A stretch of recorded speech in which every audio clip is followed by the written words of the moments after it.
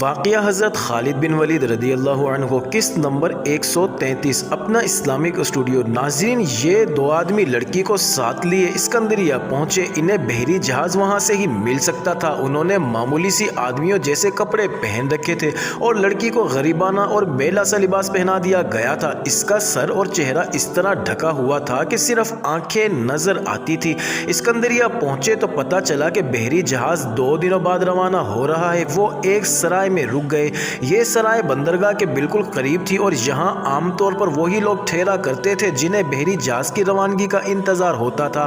جب ایک جہاز تیار ہو جاتا تھا تو بحری جہاز کا کپتان خود یا اس کا کوئی آدمی سرائے میں آ کر اعلان کرتا تھا کہ جہاز کل فلاں وقت روانہ ہو رہا ہے۔ جہازوں کے کپتان اور عملے کے آدمی اس سرائے میں آ کر کھانا کھایا کرتے تھے۔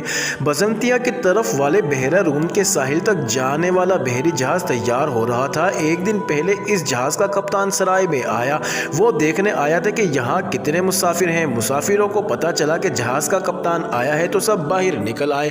اتفاق سے کپتان نے اس لڑکی کو دیکھ لیا۔ معلوم نہیں اس نے لڑکی کو کیسے اور کہاں دیکھا۔ اس وقت لڑکی کے چہرے پر نقاب نہیں تھا۔ کپتان لڑکی کی خوبصورتی دیکھ کر حیران رہ گیا۔ اسے پتا چلا کہ یہ لڑکی بھی جا رہی ہے۔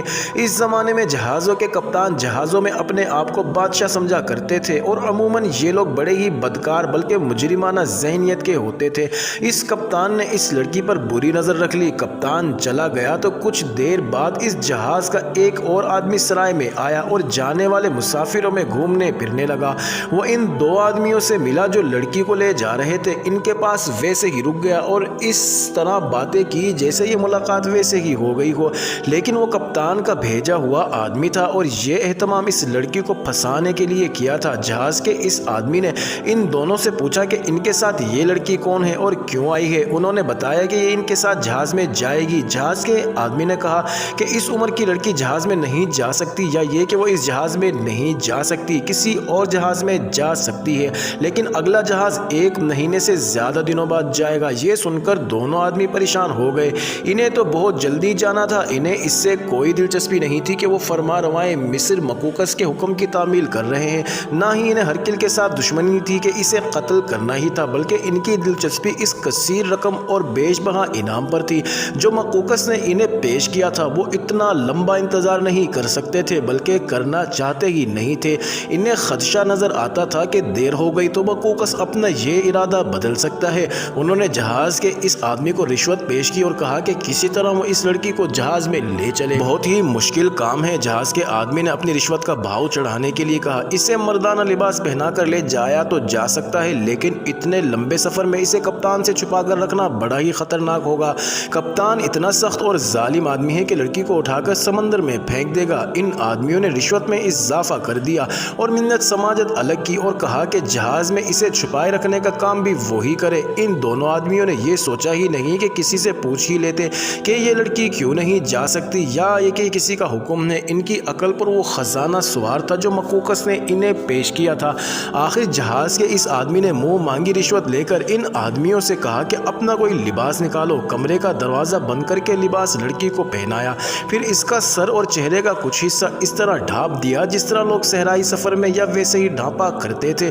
اچھی طرح جائزہ لے کر جہاز کے آدمی نے فیصلہ سنایا کہ اب یہ نہیں پہچانی جا سکے گی، لیکن میں تمہیں بتا دیتا ہوں۔ جہاز کے آدمی نے کہا، میں لڑکی کو جہاز میں چھپائے رکھنے کی پوری کوشش کروں گا، لیکن کپتان کو پتہ چل گیا اس نے لڑکی کو دیکھ لیا تو پھر میں ذمہ دار نہیں ہوں گا۔ کپتان کو راضی کرنا اور اس کی سزا سے بچنا تمہارا کام ہوگا۔ ناظرین، اگلے روز مسافر بندرگاہ پر جا کر جہاز میں سوار ہونے لگے۔ یہ دونوں آدمی لڑکی کو مردانہ لباس میں ساتھ لیے سوار ہو گئے۔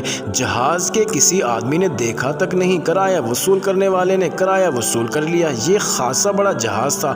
مسافروں کے لیے 2 منزلہ جگہ تھی۔ ایک طرف جہاز کا سامان پڑا تھا اور اضافی بادبان بھی لپیٹے رکھے، جبکہ مسافر اپنا اپنا ٹھکانہ کر رہے تھے اور اپنا سامان بھی رکھ رہے تھے۔ اس وقت جہاز کے اس آدمی نے جس نے رشوت لی تھی آ کر لڑکی کو ساتھ لیا اور جہاں بادبان رکھے تھے وہاں ایک ذرا گہری جگہ بٹھا دیا اور ایک بادبان کا کچھ حصہ اس کے اوپر کر دیا۔ وہ کوئی سیدھی سادی دیہاتی لڑکی نہیں تھی کہ بھیڑ بکری بنی رہتی کہ جہاں باندھ دیا وہیں بندی رہے۔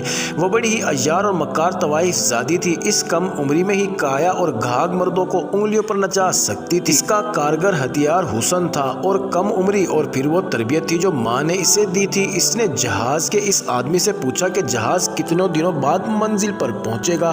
10-12 دن لگنا چاہیے، اس آدمی نے جواب دیا، لیکن اس کا انحصار ہواؤں پر ہے۔ ہوا موافق اور تیز ملی تو جہاز بھی تیز جائے گا، اگر ہوا میں زور ہی نہ ہو تو 15 سے 20 دن بھی لگ سکتے ہیں، اور اگر طوفان آ گیا تو پھر جہاز کو طوفان نہ جانے کہاں سے کہاں پہنچا دے۔ تو کیا میں اتنے دن یہیں چھپی بیٹھی رہوں گی؟ لڑکی نے پوچھا۔ نہیں، جہاز کے آدمی نے کہا، پہلی بات تو یہ ہے کہ تم پہچانی ہی نہ جا سکو گی، اس لیے تمہیں ہر وقت چھپے رہنے کی ضرورت نہیں ہوگی۔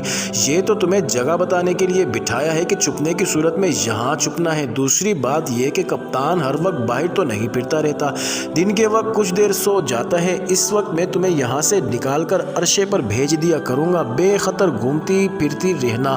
لڑکی کو وہاں بٹھا کر یہ آدمی سیدھا کپتان کے پاس گیا اور اسے بتایا کہ اس کا شکار آ گیا ہے۔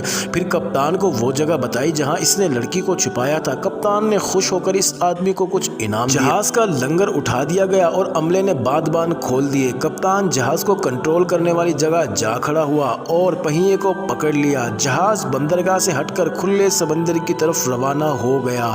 جب سورج سارا دن گزر جانے کے بعد سمندر میں ڈوب رہا تھا، اس وقت خشکی کا کہیں نام و نشان بھی نظر نہیں آتا تھا، جدھر نگاہ جاتی سمندر ہی سمندر نظر آتا تھا۔ لڑکی دن بھر کے دوران 3 مرتبہ باہر نکلی اور عرصے پر سمندر کے نظارے سے لطف اندوز ہوتی رہی تھی۔ یہ اس کا پہلا سمندری سفر تھا۔ وہ اپنے آدمیوں کے ساتھ بھی جا کر بیٹھی رہی تھی۔ جہاز کا وہ آدمی آ گیا اور لڑکی سے کہا کہ کھانا کھا کر وہ فوراً اپنے چھپنے کی جگہ چلی جائے اور رات وہیں گزار دے۔ اس آدمی نے تسلی دی کہ پکڑے جانے کا کوئی خطرہ نہیں۔ اپنے آدمیوں کے ساتھ کھانا کھا کر لڑکی چھپنے والی جگہ چلی گئی اور کچھ دیر بعد سو گئی۔ معزز ناظرین، جاری ہے اگلی ویڈیو قسط نمبر 134 میں دیکھنا مت بھولیے گا۔